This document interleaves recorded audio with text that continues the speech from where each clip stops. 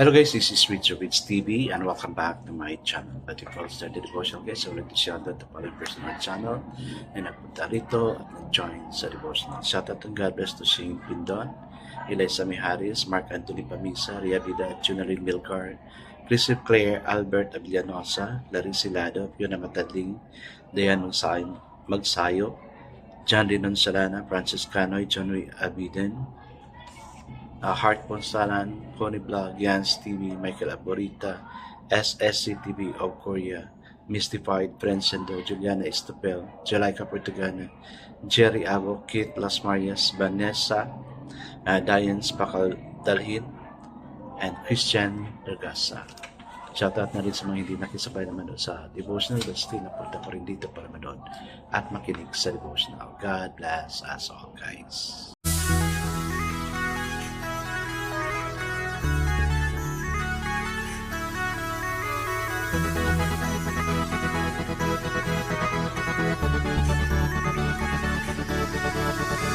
Rich TV, when you heard it, number one is on the top.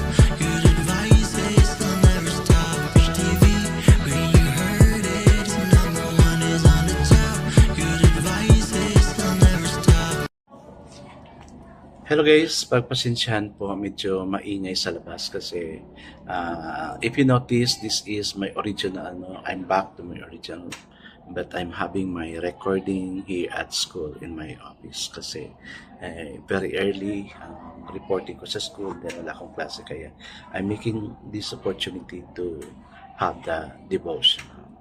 Our guys, it's our procedure devotion. Now let's open our Bible to 1 Peter chapter 5 verses 4 to 14. Still guys, I'm using the devotional study Bible because the words usage is simplified. Maintindihan talaga natin.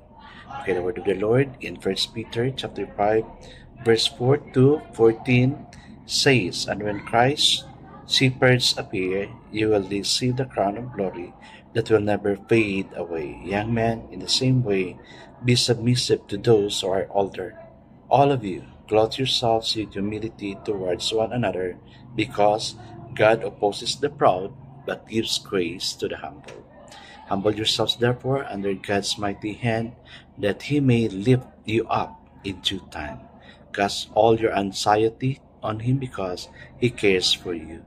Be self-controlled and alert. Your enemy, the devil, prowls around like a roaring lion looking someone whom he may devour.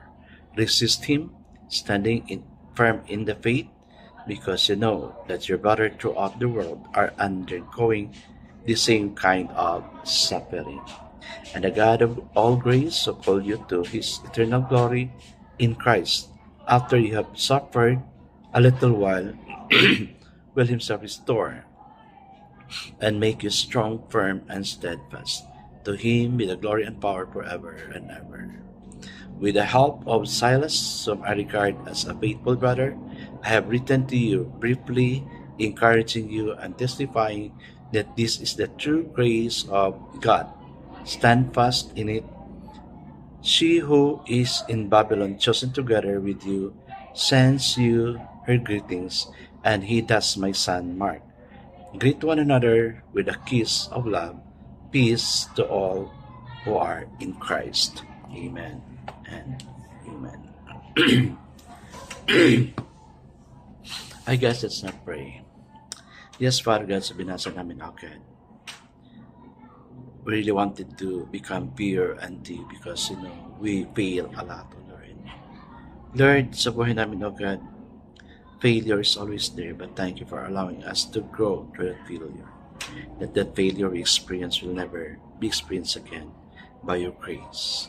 Lead us, oh God, on the very things that we need to do na hindi kami magkasala, oh God. You are a God who can control us, oh God. You are a God who can transform us. Bless each one na andito ngayon, oh God. Bless them, dear God. They sacrifice themselves a minute in their life, Lord God, just to be here, making a time with you, listening to your word. May we learn from it, oh Lord. Lord, bless us all, oh God. In Jesus' name we pray. Amen and amen. The focus verse here for this evening, guys, is found in 1 Peter chapter 5, verse 13. Basahin ko na lang ha. And it says, "She who is in Babylon, chosen together with you, sends you her greeting, and so does my son, Mark." Amen. Amen. So the title of our devotion for this evening, guys, is Failure to Allow God to Use Failure.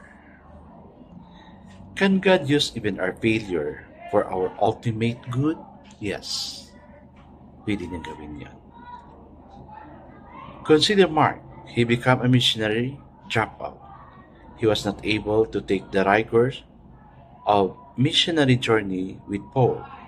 He was sent home as a failure. Later, when Barnabas wanted to take the young man on the second missionary adventure, Paul refused. A rift between Paul and Barnabas resulted over what to do with Mark. Finally, Barnabas took Mark and went to Cyprus.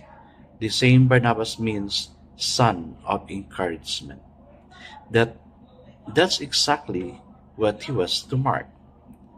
He nurtured a failure back to life. God had not given up on Mark, nor would Barnabas. Later, the rebuilding ministry was taken over by Peter.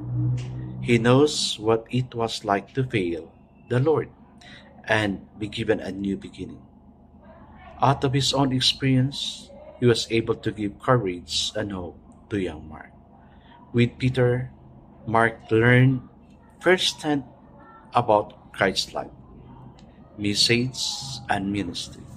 Then he wrote the first gospel, recording what Christ did and said as Savior. Amen and amen.